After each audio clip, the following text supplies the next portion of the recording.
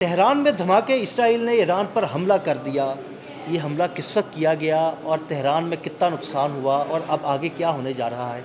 आमिर रज़ा से बात करते हैं। आमिर भाई, 2-3 दिन से आप यही कह रहे थे जलाल आर फोर्ट जो है ना वो रास्ते में है, वो जैसे ही करीब पहुंचेगा हमला कर दिया जाएगा। एक बात तो आपने ये की, दूसरी बात आपने ये की कि हमला इसराइल करेगा, अमेरिका उसको कुशन देगा।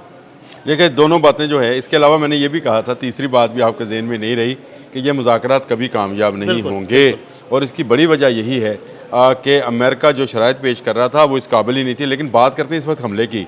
इस वक्त हमें बाकी सारी चीज़ों को कि क्या हुआ क्या नहीं हुआ, किसने कहा क्या कहा था, लोग बहुत सारे अब भी कह रहे थे, कल भी मैंने व्लॉग सुने जिसमें वो कह रहे थे कि जंग नहीं होगी। मैंने उनसे कहा था जंग होगी और इजराइल ही हमला करेगा, और इजराइल ने ही हमला किया। देखें, जलाल आर फोर्ट जैसे ही हैफ़ा पहुंचा, हैफ़ा इजराइल की बंदरगाह है, वहाँ पर जैसे ही पहुंचा है उसके ऊपर जो लॉन्ग रेंज मिसाइल्स थे उनको लोड किया गया और उसके बाद उनके ज़रिए जो है हमला कर दिया गया। ये अब इजराइल की तरफ से हमला जो है ये किया गया और इजरायली वजारत दिफा ने इस हमले को तस्लीम भी कर लिया है। ईरान में, तेहरान के अंदर ख़ासकर इस वक्त सूरत हाल जो है वो इंतहाई तशवीशनाक है। स्कूल्स बंद कर दिए गए हैं, सायरन्स की आवाज़ें जो हैं वो गूंज रही हैं और मुख्तलिफ जगहों पर धमाके हो रहे हैं। और तेहरान के जो सरकारी मीडिया है उसने भी इस बात की तस्दीक की है कि तेहरान के मुख्तलिफ इलाकों में धमाकों की आवाज़ें जो हैं सुनी जा रही हैं। फुटेजेस भी आ गई हैं और इसराइल ने तस्लीम भी कर लिया है। ये वो जंग है जो कि होना लिखी गई थी, यानी ये कहा जा रहा था कि ये जंग जो है ये टलेगी नहीं। और मैंने आपसे कहा था कि सुपर पावर जब बढ़ती है तो फिर अगर वो पीछे को हट जाए, यानी रशिया अगर यूक्रेन से ज़रा सा पीछे हटेगा तो फिर वो सुपर पावर नहीं रहेगा। पीछे हटगी तो उसकी नाकामी है, तो पीछे नहीं हटेगी। अमेरिका आपने ये ने वाज़ेह अल्फाज में कहा था। और अमेरिका ने ये बहुत बड़ा ड्रामा इसलिए किया है, रचाया है कि अब वो इसराइल को खलीज के अंदर डोमिनेट करना चाहता है। यानी अब वो उसने वो कुत्ता बांध लिया है वहाँ पर जो तमाम मुस्लिम ममालिक पर भौंकेगा। देखिए, ईरान और अमेरिका के मुज़ाकरात और इसराइल तो उसमें नहीं था। बिल्कुल नहीं। इसराइल के बारे में तो ये खबरें आ रही थी कि वो तेहरान से साथ मुआहदा करना चाहता है कि ना आप हम पर हमला करो, ना हम आप पर हमला करेंगे।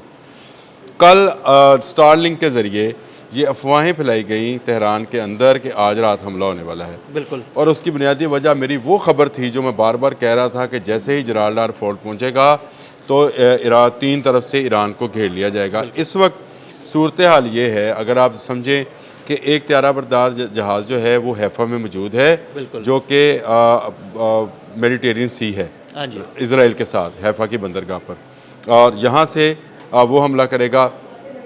फिर इनकी मिसाइल बोर्ड्स जो हैं, स्ट्राइकर बोर्ड्स जो हैं, इस वक्त रेड सी में ओमान से आगे खड़ी हैं जहाँ से ये हमला किया जाएगा।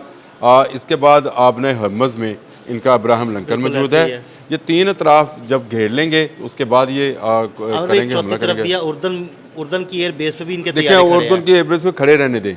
हमला जो है अमेरिका ने अपना करना है, क्योंकि उर्दन पर हमला जो है वो ख़तरनाक होगा, उसको आखिरी सूरत में इस्तेमाल किया जाएगा। अब देखें, इसराइल ने हमला किया, अमेरिका उसको सपोर्ट करेगा, लाजमी बात है ईरान इसका भरपूर जवाब देगा। और ईरान का जो जवाब होगा वो इसराइल के खिलाफ होगा। इसराइल में देखिए, इसराइल में सायरन बच गए। लेकिन इससे पहले मैं एक और ख़बर आपको देना चाह रहा हूँ, क्योंकि बहुत तेज़ी के साथ है। कल रात में चाइनीज़ गवर्नमेंट ने अपने तमाम शहरियों से कहा था कि आप निकल जाएं, और उसकी वजह ये थी कि जो कैरिबियन से चला था वो मेडिटेरियन में पहुंच गया। जलाल आर फोर्ट पहुंचते ही चाइनीज़ ने अपने लोगों को वहां से निकलने का कहा। बरतानिया ने अपना सफारती हमला भी वापस बुला लिया, कनाडा ने अपने लोग वापस बुला लिए। उसके बाद आपके फ्रांस के लोग जो हैं, ममालिक ने अपना सफारती हमला अपने लोगों को वहाँ से निकाल लिया, इंडिया ने भी निकाल लिया। तो इसका मतलब ये हुआ कि तेहरान पर हमला होना था। और मैं आपको कल भी ये बात कह रहा था कि अगले चंद घंटे जो हैं वो अहम है, क्योंकि वो बहुत तेज़ी के साथ सफ़र कर रहा है जलाल आर फोर्ट ना। बहुत सारे लोग कह रहे थे कि शायद वहाँ पे कुछ जो है वक्त लगेगा, ये जलाल आर फोर्ट यहाँ पहुँचेगा और उसके बाद वापस ये खलीज की तरफ जाएगा। इसने यहीं से हमला करना है, क्योंकि इसके दो मकसद हैं, एक इसराइल का दिफा करना और दूसरा इसके पास लॉन्ग रेंज मिसाइल्स हैं जो ईरान तक जा सकते हैं। और तो ये वो मामला है जिसको लेकर इस वक्त जंग शुरू हो गई है। खबर ये है कि ईरान, अमेरिका, इसराइल, इतलात आई हैं कि ईरान में कितना नुकसान हुआ है। देखिए, अभी धमाकों की इतलात हैं और तेहरान के अंदर इतलात हैं। जो खौफनाक बात यह है कि शहर पर हमला किया गया है। आबादी पर एक हमला किया गया, है, सिविलियन आबादी एक पर हमला है किया जो गया। फौजी तनसीबात पर किया जाता है। ये हमला बराह रास्त तेहरान शहर के अंदर किया गया है। इसमें कितना जानी नुकसान हुआ है ये अभी ईरान की तरफ से आएगा, लेकिन हम अपने लोगों को अपडेट करते रहेंगे साथ के बिल्कुल। साथ में कि क्या क्या हो रहा है और तेहरान इसका जवाब किस सूरत में देगा। क्या हमशेर 4 जो है वो चलेगा, शहाब 3 चलाया जाएगा, खैबर शिकन मिसाइल जो है वो किस दिन काम आएगा, और अब ईरान की जो आबदोज़ें हैं क्या वो हरकत करेंगी और इब्राहिम लिंकन की तरफ जाएंगी। ये वो सूरत हाल है जो इस वक्त इंतहाई खलीज में मैं समझता हूँ नाजुक सूरत हाल है। दूसरी एक तरफ अफ़गान तालिबान जो हैं वो पाकिस्तान पर हमला कर रहे हैं और दूसरी तरफ ईरान पर इसराइल जो है हमला कर आमिर रहा भाई, है, वही बात होगी ना, इसराइल, भारत और तालिबान। तालिबान।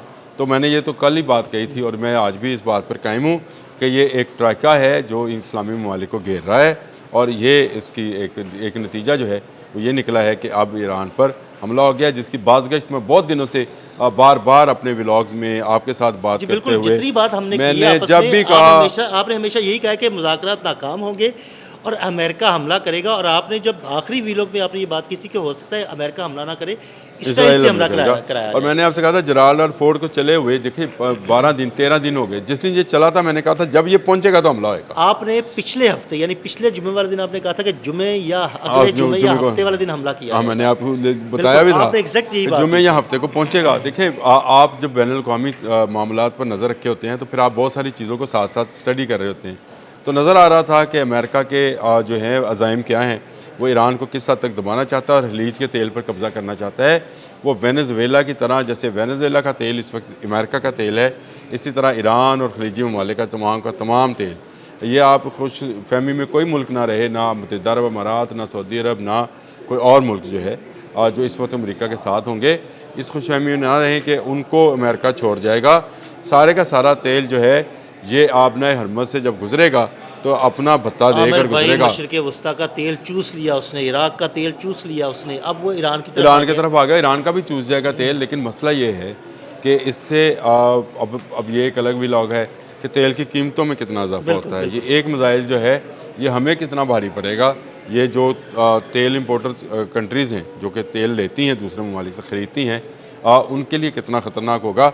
लेकिन वो जंग जिसके इजहार में बार बार पिछले 15-20 रोज़ से कर रहा था कि अमेरिका आया हुआ है, वो जंग करेगा ही करेगा। रात भी कुछ लोगों ने ये कहा नहीं होगी, मैंने कहा था होगा, और इसराइल से ही मिसाइल दागेंगे जो कि तेहरान में गिरे हैं। अब इसका तेहरान क्या जवाब देगा ये देखने वाली बात है। देखें, पासदारान इनकलाब जो हैं वो ईरान की हिफाजत करेंगे, और मैं ये कह चुका हूँ कि उन्होंने सरों पे कफन बंधे हुए हैं। वो खून के आखिरी कतरे तक जो है, अली हामनाई साहब का बयान था कि हम खून के आखिरी कतरे तक अपने मुल्क का जो है दिफा करेंगे। मैं बारहा ये बात कहता हूँ कि ये वेनेज़ुएला नहीं है जहाँ पर आसानी के साथ अमेरिका जो है जाएगा।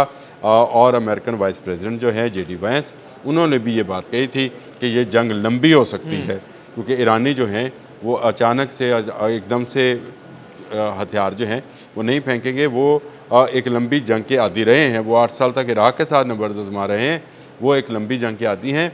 वो जंग करेंगे और ईरान जो है इसका भरपूर जवाब देगा। देखिए, अब जवाब किस वक्त दिया जाता है, उसकी टाइम फ्रेमिंग क्या होगी, टाइम क्या होगा, ये ईरान ने डिसाइड करना है। इसराइल ने जो वार करना था वो कर दिया, अब बारी ईरान की है।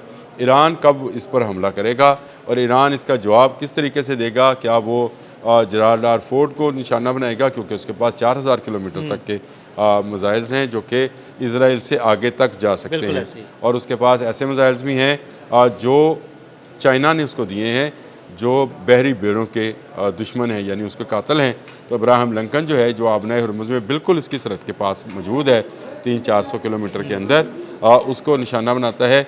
या उसकी जो बाकी खलीज फ़ारस में जो यमन वाला इलाका है, वहाँ उसके 2-3 जहाज़ मौजूद हैं, किनको निशाना बनाता है। जवाब क्या दिया जाता है, क्या तिल एबब जो है उसके में भी धमाके गूंजेंगे, वो धमाकों से ही गूंजेगा तिल अबीब। और क्या अमेरिका को जवाब दिया जाएगा या इसराइल का, इसका फ़ैसला अब अली हामनाई ने और उनके ग्रुप ने करना। और मेरा ख्याल है इस वक्त तैयारी जो है वो की जा रही है।